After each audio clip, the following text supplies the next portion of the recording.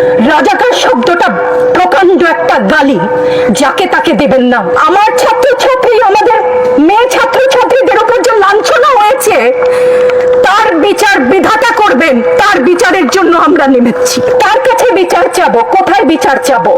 আমরা ঘৃণা জানাই। আমার কথা আমি বলতে পারবো না, আপনি তুলে নিয়ে যাবেন। প্রতিবাদ করতে পারবো না, ভিন্ন মত প্রকাশ করতে পারবো না, আপনি আমাদেরকে রাজাকার বলে গালি দিবেন। ছাত্র ছাত্রীদের উপর জুলুম বন্ধ না করলে পরিণতি ইতিহাস বলে দেয় কারো জন্য ভালো হয় না।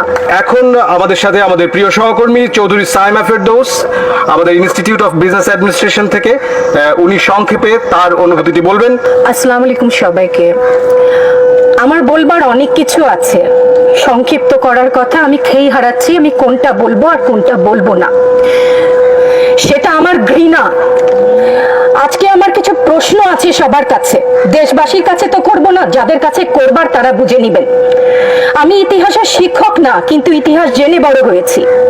আমার জন্ম ৭১-এর পরে, কিন্তু বই খাতা থেকে সরাসরি যুদ্ধে, ভাষা আন্দোলনে যারা অংশগ্রহণ করেছিলেন তাদের কাছ থেকে শোনা শিক্ষা থেকে জানি মুক্তিযুদ্ধের চেতনা কি, ভাষা আন্দোলনের চেতনা কি ছিল। মুখের ভাষা বাংলা বলতে পারি, সেই জন্য বোধহয় ভাষা আন্দোলনের শহীদরা শহীদ হননি। আমার কথা আমি বলতে পারবো না, আপনি তুলে নিয়ে যাবেন। প্রতিবাদ করতে পারবো না, ভিন্ন মত প্রকাশ করতে পারবো না, আপনি আমাদেরকে রাজাকার বলে গালি দিবেন। রাজাকার শব্দটা প্রকাণ্ড একটা গালি, যাকে তাকে দেবেন না। আমি অনুরোধ করছি না, আপনাদেরকে বলে দিচ্ছি। ছাত্রদের কথায় আমি কিছুটা পরে আসছি, সেখানে আমাদের সহকর্মীরা যারা বলেছেন সেখানে আমি পূর্ণ একমত।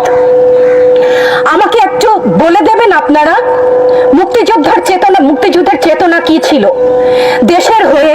আপনারা বলবেন যে যারা শুধুমাত্র আমার বাবা মুক্তিযোদ্ধা ছিলেন, তাই আমার অধিকার প্রাপ্য অনেক কিছু, সেখানে পূর্ণ সহমত। কিন্তু এর পরবর্তী কাল থেকে আজ পর্যন্ত যে সমস্ত মানুষ দেশের বিভিন্ন জায়গায় বিভিন্ন ক্ষেত্রে নিজের স্বার্থ বলিদান দিয়ে দেশের জন্য কাজ করে যাচ্ছে, সৎ পথে উপার্জন করছে, টেবিলের তল থেকে 10 লাখ 5 লাখ টাকার কোটি টাকা তো বাদই দিলাম না, সেই সমস্ত লোক সম্বরণ করছেন, তাদের মুক্তিযোদ্ধার চেতনা কি কিছু অংশে কম? সেই প্রতিবাদ করলে আপনি আমাদেরকে বলবেন রাজাকার। রাজাকারের বাচ্চা, এটা প্রকাণ্ড গালি, যত্রতত্র দেবেন না। আর আমার ছাত্র ছাত্রীদের গায়ে গুলি কেন? আমি এখানে কেন দাঁড়িয়েছি, কেন আজকে কথা বলছি? কারণ আমি মানুষ, আমি শিক্ষিত একজন মানুষ, আপাদমস্তক ভাবে যাকে শিক্ষা বলেন। সেখানে আমি জানি মুক্তিযোদ্ধার চেতনা যদি কিছু আমার ভেতরে বিদ্যমান থাকে, আমি জানি অন্যায়ের প্রতিবাদ করতে হবে। বিচার চাই না বলেছেন, আমিও একমত। কার কাছে বিচার চাবো? কোথায় বিচার চাবো? আমরা ঘৃণা জানাই।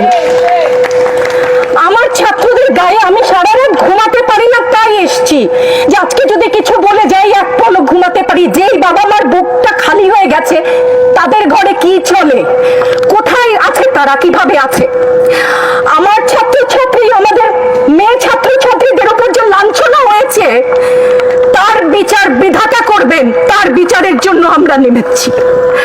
আপনারা আমাদের মুখ বন্ধ করতে পারবেন না।